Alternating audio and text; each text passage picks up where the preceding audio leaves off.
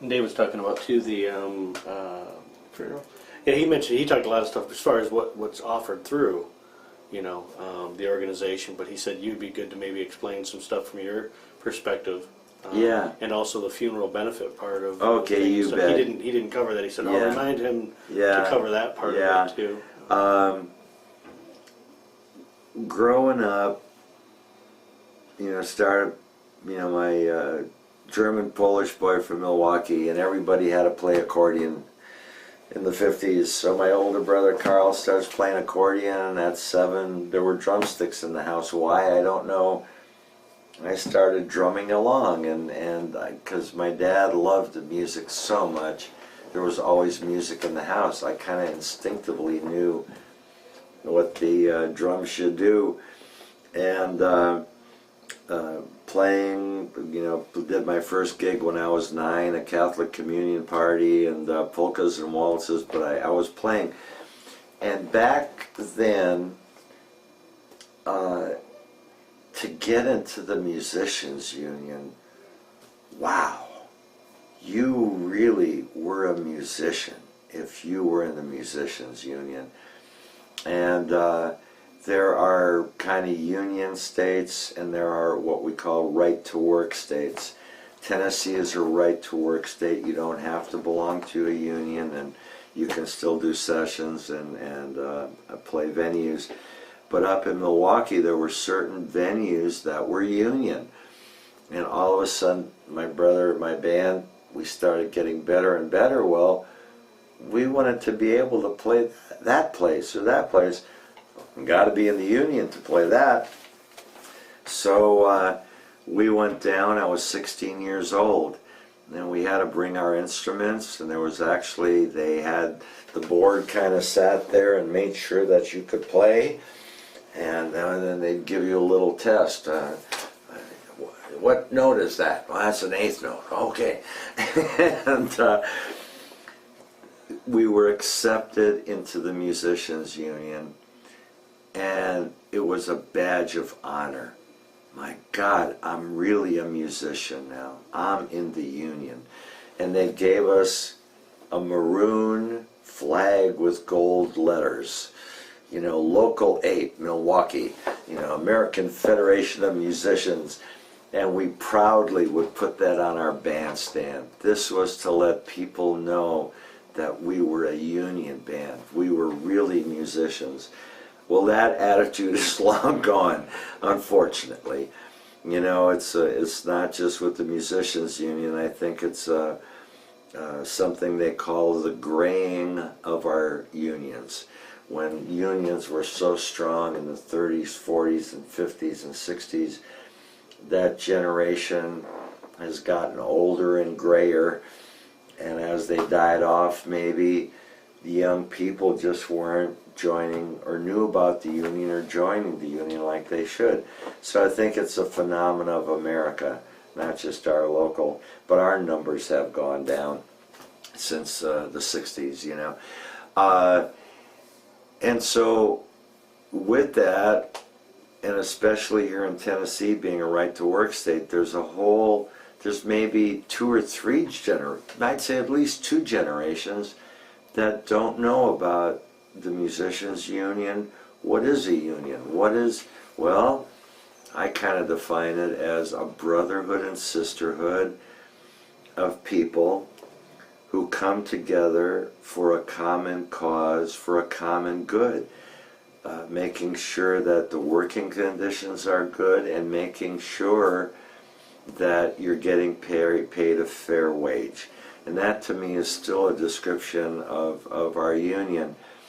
And we're trying to reach out more and more to the community. Since taking office, Dave and I have really made it a point to get out into our community, to be a part of our community. I have the impression I had is that our union seemed to be very, had an isolationist attitude. It was that organization that told you what you couldn't do or stopped you from doing stuff, and I don't think they interacted very much with the community. And Dave and I realized we've got to be out there. We're a part of this community.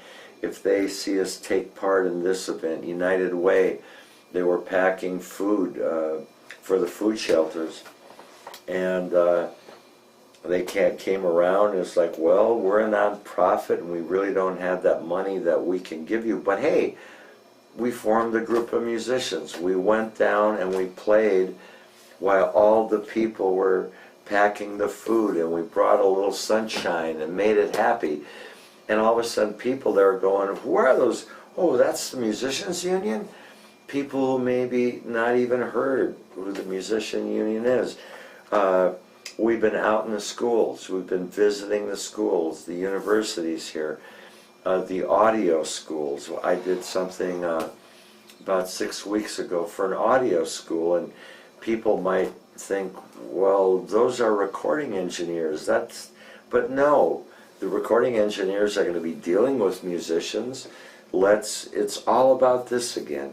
So we're just trying. We've given music lessons for the League to the Deaf and Hard of Hearing. We just trying to be involved in this community, and therefore people can get to know us.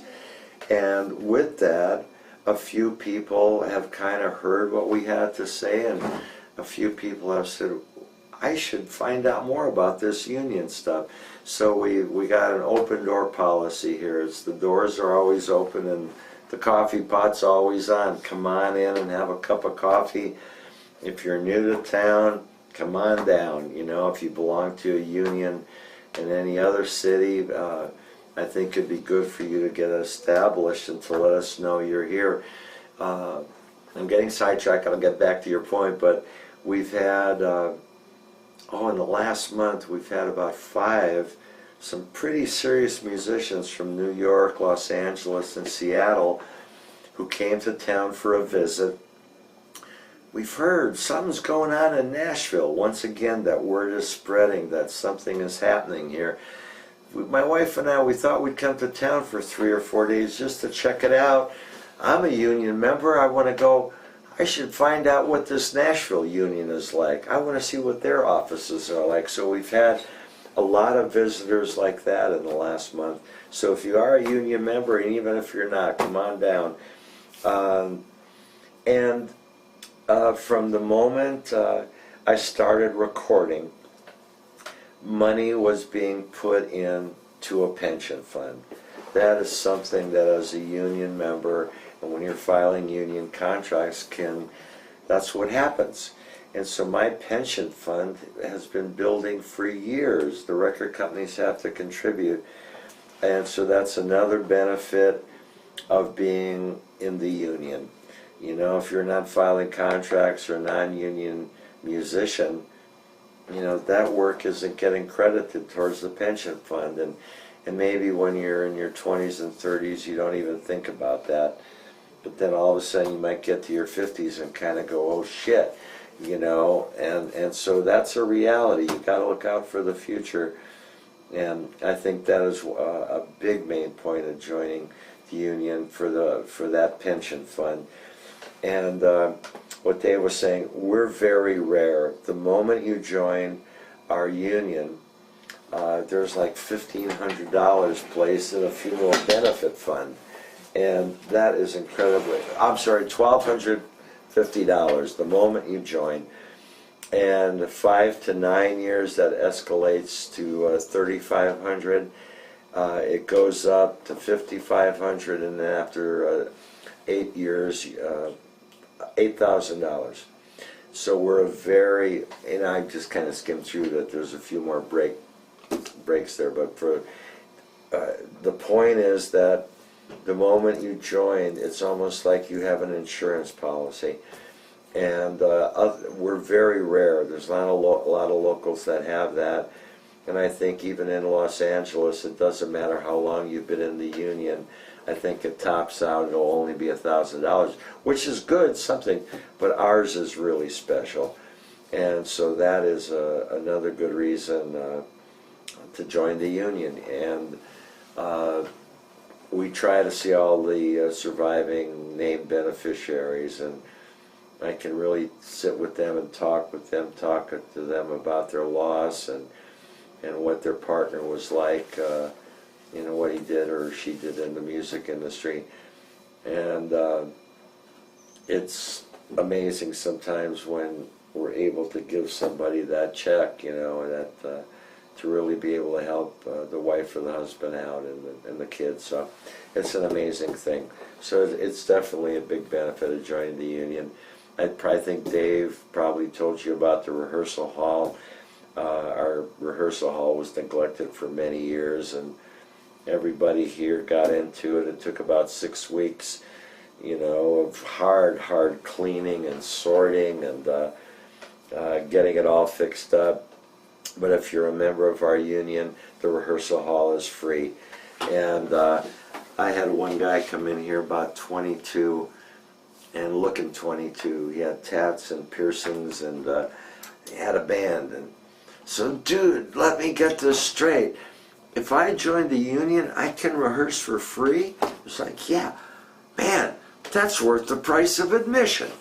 So right there, it's just, and it's heartwarming for us to know that getting that hall back to what it was intended for, and to hearing there's somebody in there right now. You guys could go in and tape somebody right now, and you never know what kind of music it's going to be. We've had incredible jazz musicians in there, R&B.